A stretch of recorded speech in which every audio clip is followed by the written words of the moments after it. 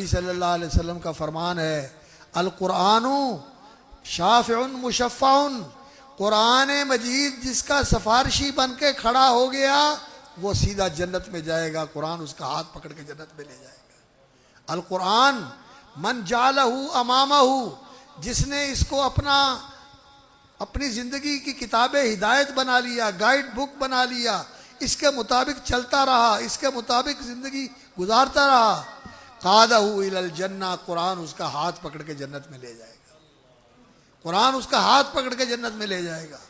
और जिसने कुरान की मुखालफत की, कुरान को नज़रअंदाज किया, कुरान को पसे पुष्ट डाला, इसके हकाम को पामाल किया, इसकी हुदूद को तोड़ा, अल्लाह अकबर, तो फिर कुरान मजीद माहिलुन मुसद्दकुन, ऐसा दावेदार है जो अल्लाह की बारगाह में खड़ा होकर दावा करेगा कि ये मेरे खिलाफ चलने वाला था, ये मुझे नज़रअंदाज करने वाला था, ये मेरी आयतों का इस्तिग़फ़ाफ़ करने वाला था, इसकी परवाह ही नहीं की, सुना ही नहीं, समझा ही नहीं, जाना ही नहीं, देखा ही नहीं।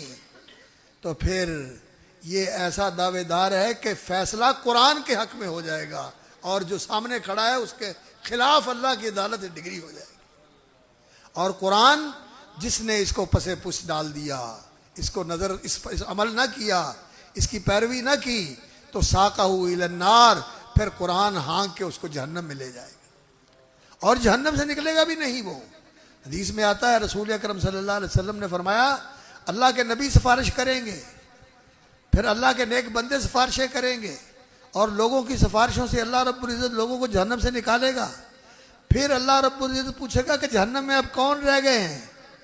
तो कहा जाएगा कि अब जहन्नम में वही रह गए हैं जिनके खिलाफ कुरान ने गवाही दी है।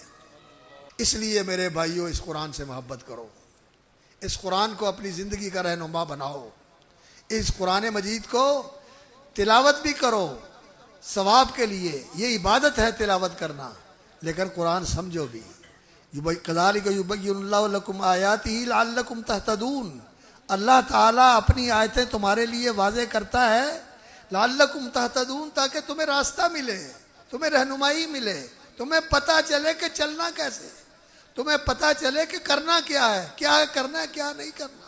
कुरान मजीद तुम्हारी हिदायत के लिए आया है, हुदल लिन्नास, ज़ालिक युबय्यिनुल्लाहु लकुम आयातिही लअल्लकुम ताक़िलून। अल्लाह रब्बुल इज़्ज़त इसी तरह अपनी आयतें बयान करते हैं ताकि तुम समझो, गौर करो।